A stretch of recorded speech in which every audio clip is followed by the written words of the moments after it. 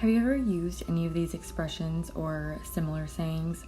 I used to use "I'll sleep when I'm dead" every time I was so incredibly tired, but I just wanted to keep going and keep pushing through.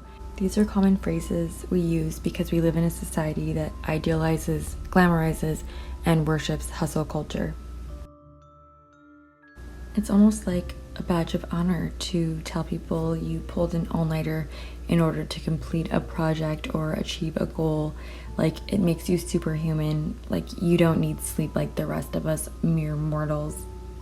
Others use it as an excuse as to why they weren't able to perform as well at work or school. We really don't appreciate sleep for what it really is. Sleep is when our DNA replenishes itself and our bodies repair ourselves from the day. Like, I can't believe I was tricked into thinking I needed to constantly be grinding in order to keep a job or even just to get a job. When I first started working in real estate in 2008, I was under the impression that basically I could never, ever turn my phone off. It wasn't until I started working with Keller Williams in 2018 that I realized how very wrong this mindset is. I didn't understand how horribly toxic, even deadly, this way of thinking is.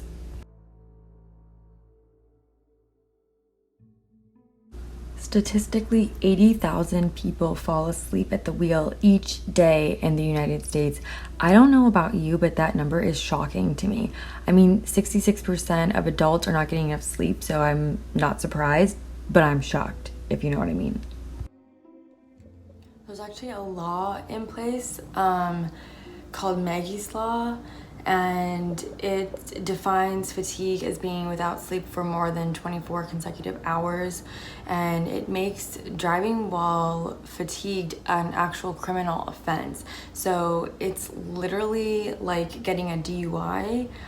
Some of the things that are affected if you are sleep deprived are your learning abilities, your memory, mood, and reaction time. It also may cause inflammation, hallucinations, high blood pressure, and it's also linked to diabetes and obesity. Less than 6 hours of sleep can actually increase your stroke risk by 4.5%, as opposed to, other people who are getting their full 7 to 8 hours of sleep. It's also fatal familial insomnia, which is a rare genetic inherited mutation, and it can lead to dementia and actually death. So what is affected by sleep deprivation? Our learning, memory, mood, and reaction time.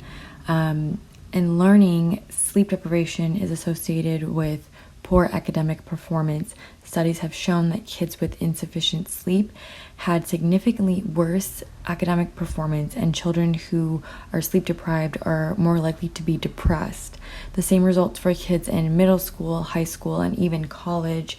It also can leave top-rated performers feeling less confident and less desire to challenge themselves.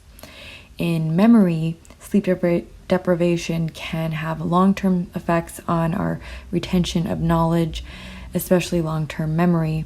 Just one night of sleep deprivation reduces blood flow and neural activity in the parts of the brain called the prefrontal cortex, which is like the part of the brain that makes all the judgments, and the thalamus, which is basically the messenger that gets all the info out into the other parts of the body. Your brain is processing your emotions while you're sleeping, so sleep deprivation is more likely to cause you to feel stress, angry, sad, and there is a bi-directional relationship between sleep deprivation and psychiatric disorders, so like anxiety, PTSD, obsessive compulsive disorder, and clinical depression. Studies have also shown that lack of sleep can affect indirect and direct empathy, showing lower levels of both indirect and direct for people who were sleep deprived.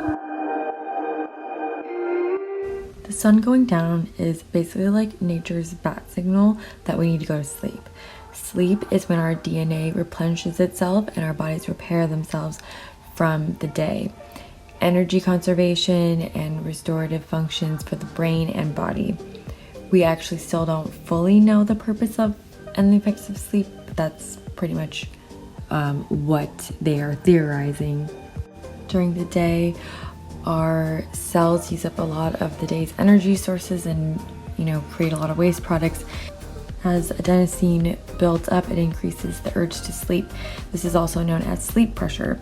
The lymphatic system is a cleanup system that removes the buildup and is much more active when we're sleeping.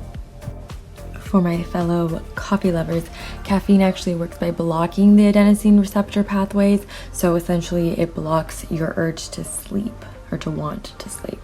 But if the waste products are not cleared, they are believed to lead to the many negative symptoms caused by sleep deprivation. So essentially, sleep is incredibly important every single day. There is stuff happening inside your body that you can't see and probably don't even know what's going on. I personally think it's very fascinating that as entrepreneurs, we are so involved with every single detail of our business and what is going on, yet we barely even know what's going on inside our own bodies. Our bodies are these amazing machines, basically full of cells that are just constantly working so hard to keep us alive and well. Every move you make, everything you see, our body has to process that for us, and we think it's just effortless, but there's so much that goes on, even if it's just, turning our head, that we're just blissfully unaware of, and, we're just so not in tune with how hard our bodies work for us. What is the point of sleeping? Personally, I hate having to sleep because it takes time away from doing things that I need to do, but there is a purpose to it, and I don't think that people really realize the severity of what your body or why your body needs sleep.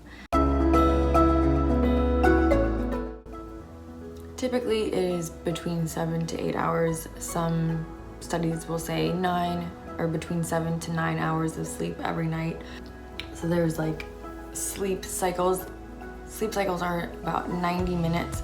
So if you complete about 5 or 6, that is ideal. And then allowing about 15 minutes to fall asleep. So if you wake up at 4 a.m., then your bedtime will be 8:15, and that's about 7.5 hours of sleep, which is about 5 cycles.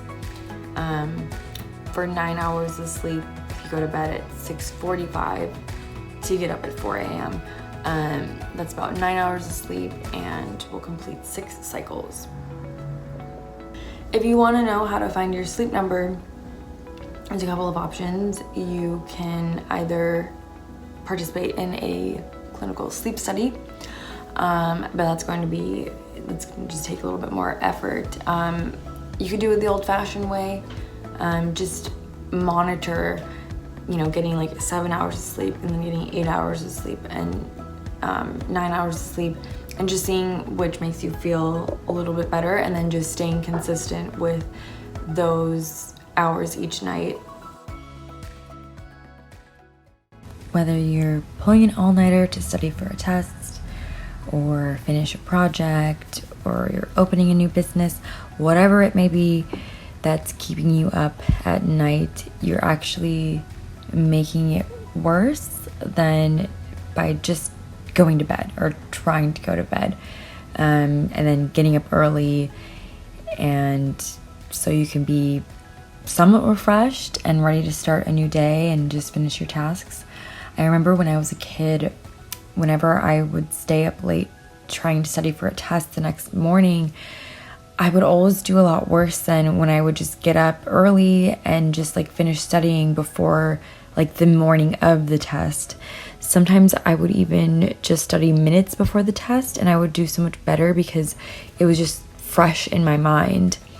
If you're stressed about work or school or whatever, you're adding salt to the wound by depriving yourself of much needed sleep.